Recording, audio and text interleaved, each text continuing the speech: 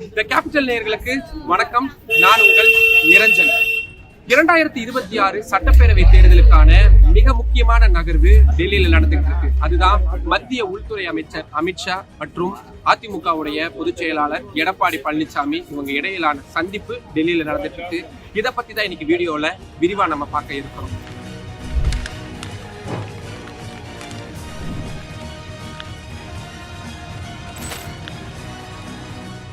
அதிமுக பாரதிய ஜனதா கட்சி இந்த இரண்டு கட்சிகள் கூட்டணியில தான் இருந்தாங்க.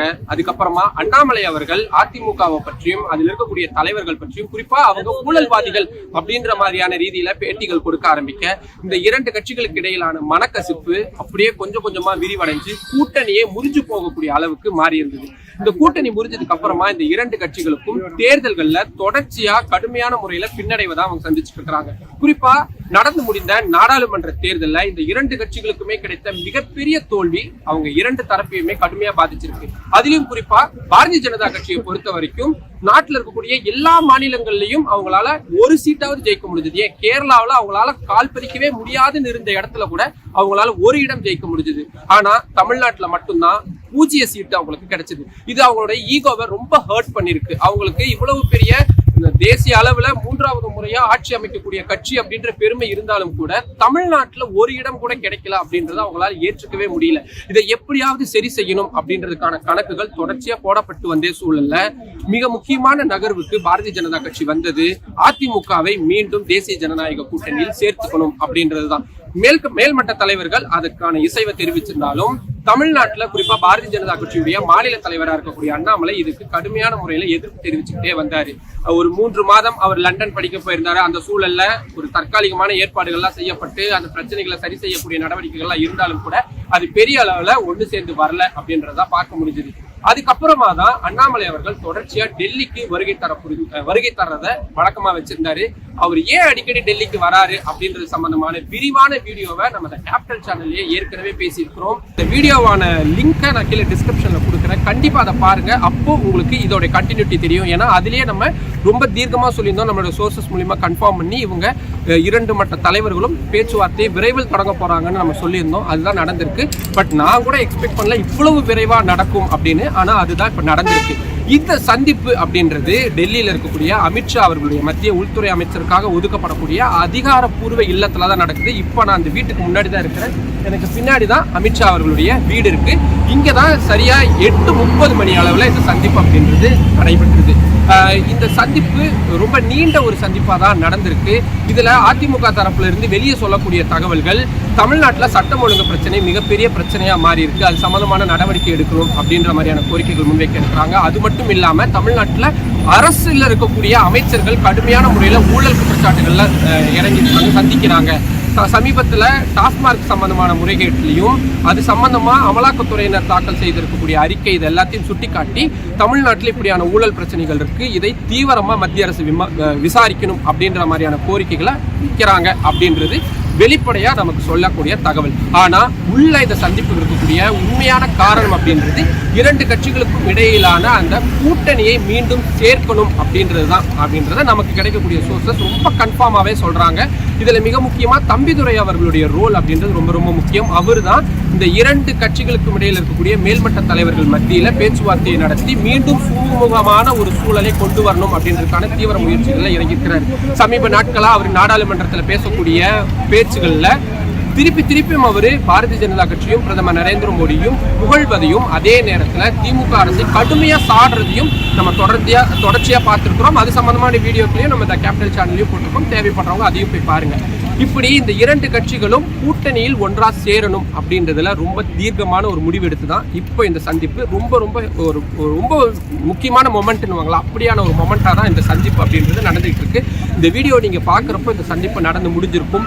ஆனாலும் கூட நிறைய இன்சைட் இன்ஃபர்மேஷன்ஸை நம்ம கேதர் பண்ணி இந்த தகவல்களை நம்ம உறுதிப்படுத்தி இருக்கிறோம். இதுல மிக முக்கியமா பாரதிய ஜனதா கட்சி சார்பில் சில கோரிக்கைகள் அதிமுக தரப்புல முன்வைக்கப்படுது. அதுதான் பிரிஞ்சு இருக்கக்கூடிய அதிமுக மீண்டும் ஒன்னா சேரணும். ஏன்னா இவங்க தனிச்சிருக்கிறதுனாலதான் தொடர்ச்சியா கடந்த 10 முறைக்கு மேல நடைபெற்ற தேர்தல்கள்ல கடுமையான முறையில அவங்க தோல்விகளை சந்திச்சிருக்கிறாங்க.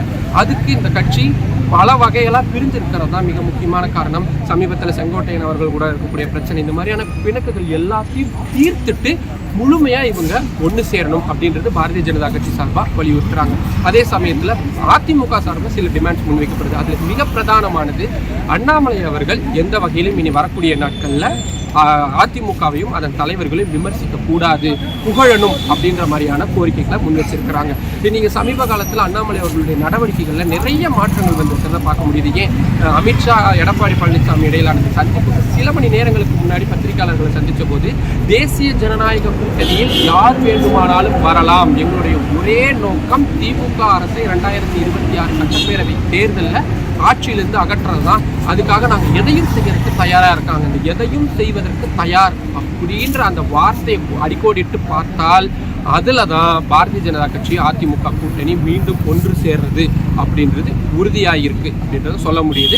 ஸோ இனி வரக்கூடிய நாட்களில் வெறும் இந்த 2 கட்சிகளுடைய இணைப்பு அப்படின்றது மட்டும் இல்லாமல் இன்னும் நிறைய கட்சிகளை கூட்டணியில் சேர்க்கணும். குறிப்பாக திமுகவுடன் நிறைய அதன் கூட்டணி கட்சிகளுக்கு மனக்கசப்பு அப்படின்றது வந்துகிட்டே இருக்கு. தமிழக வாழ்வுரிமை கட்சி தலைவர் வேல்முருகன் தொடங்கி நிறைய பேர் அந்த மனக்கசப்புகளை வெளிப்படையாக தெரிவிச்சுட்டு வரக்கூடிய சூழல்ல கூட்டணியவே மாற்றணும் அப்படின்ற மாதிரியான ஒரு யோசனையும் இப்பொழுதே முன்வைக்கப்படுது அப்படின்ற மாதிரியான விஷயங்கள்லாம் சொல்லப்படுது. அதிமுக பாஜக 2 கட்சிகளும் ஒன்றாக இணைந்து திமுக அரசுக்கு எதிராக களமாட வேண்டும் அப்படின்ற மாதிரியான யோசனைகளை முன்வைக்கிறாங்க. இதில் இந்த 2 கட்சிகளும் சேரும் பட்சத்தில் இருக்கக்கூடிய நேர்மறையான எதிர்மறையான விஷயங்களும் விவாதிக்கப்படுது. குறிப்பாக திமுக இதை அட்டாக் பண்ணும்பொழுது அதை எப்படி சமாளிக்கலாம், இந்த மாதிரியான எல்லா விஷயங்களும் இதில் தகவல்களாக சொல்லப்படுது. நிச்சயமாக இதை அதிமுக தரப்பினர் இது மரியாதை நிமித்தமான சந்திப்பு, திமுக அரசுக்கு எதிரான புகார் சம்பந்தமான விஷயங்கள் அப்படின்றதான் சொல்லலாம். ஆனால் அது கிடையாது. ஏன்னா அதுக்காக இவ்வளவு தூரம் மெனக்கெட்டு வரணுன்ற அவசியம் கிடையாது. எடப்பாடி பழனிசாமி அவர்கள் விமான நிலையத்துக்கு நேராக அதிமுகவுடைய டெல்லி அலுவலகத்துக்கு தான் அவர் நேரில் போயிருந்தார். அங்கே நம்ம அவர்கிட்ட தனியாக பேசும் பொழுது சந்திப்பு இருக்குது, அது முடிச்சதுக்கப்புறம் நானே உங்கள்கிட்ட பேசுகிறேன் அப்படின்றத பர்சனலாக சொன்னார். அவர் காரில் ஏற போகும்பொழுது நானும் அவர்கிட்ட போய் தனிப்பட்ட முறையில் கேட்கும் பொழுது சொல்கிறேன் தம்பி அப்படின்றதோடு அவர் நிறுத்திக்கிட்டாரு. அதுக்கப்புறமா நம்ம நிறைய சோர்ஸில் கேட்கும் பொழுது இந்த சந்திப்பு உறுதியாக முதல்ல இந்த சந்திப்பே நடக்குமா அப்படின்ற சந்தேகமாக இருந்தது. ஆனால் உறுதியாக இருந்தது. 7 மணின்னு சொல்லியிருந்தாங்க, 8 மணின்னு சொல்லியிருந்தாங்க, 8:30 மணிக்கு இந்த சந்திப்பு தொடங்கி நடைபெற தொடங்குச்சு அப்படின்றதெல்லாம் ரொம்ப இன்சைடான டீட்டெயில்ஸாக இருக்குது. இதில் மிக முக்கியமாக இனி வரக்கூடிய நாட்களில் அடுத்தடுத்து நிறைய சந்திப்புகளை இப்படியான நடத்துறதுக்கு திட்டமிட்டிருக்கிறாங்க அப்படின்றதையும் சொல்லப்படுது. இன்றைக்கு சந்திப்பு நடந்ததுக்கப்புறமா இரவு முழுவதும் அவர் டெல்லியில் தான் தங்குறாரு. அடுத்த நாள் தான் அவர் புறப்பட்டு போகிறாரு. பொதுவாக இப்படியான இருக்காது.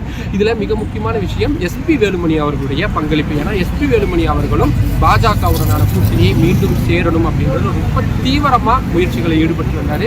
ஆனால் இதில் இன்னொரு நெருடலான விஷயம், தங்கமணி அவர்கள் இந்த கூட்டத்துக்கு உடன் அழைத்து வரப்படலை அப்படின்றதையும் நம்ம சுட்டிக்காட்ட வேண்டியதாக இருக்குது. ஏன்னா அதிமுகவிலையும் நிறைய மாற்று கருத்துக்கள் இந்த 2 கட்சிகள் இடையிலான கூட்டணி சம்பந்தமான விஷயங்கள் இருக்கிறதையும் பார்க்க முடியுது. இது எல்லாம் சேர்த்து தான் இந்த சந்திப்பு பண்ணுறதுக்கு இருக்கு. வரக்கூடிய நாட்கள் ரொம்ப ரொம்ப இன்ட்ரெஸ்டிங்கான நாட்களாக இருக்க போது, பாரதிய ஜனதா கட்சியுடைய ரியாக்ஷன்ஸுக்கு எப்படிலாம் இருக்க போகுது அப்படின்றதையும் தொடர்ச்சியாக நம்ம பார்க்க போகிறோம். இப்படியான ரொம்ப இன்சைட் டீட்டெயில்ஸ் கொண்ட ரொம்ப டீட்டெயில்டான ரிப்போர்ட்டிங் நம்ம இந்த கேபிட்டல் சேனலில் தான் கொடுத்துட்டு இருக்கிறோம்.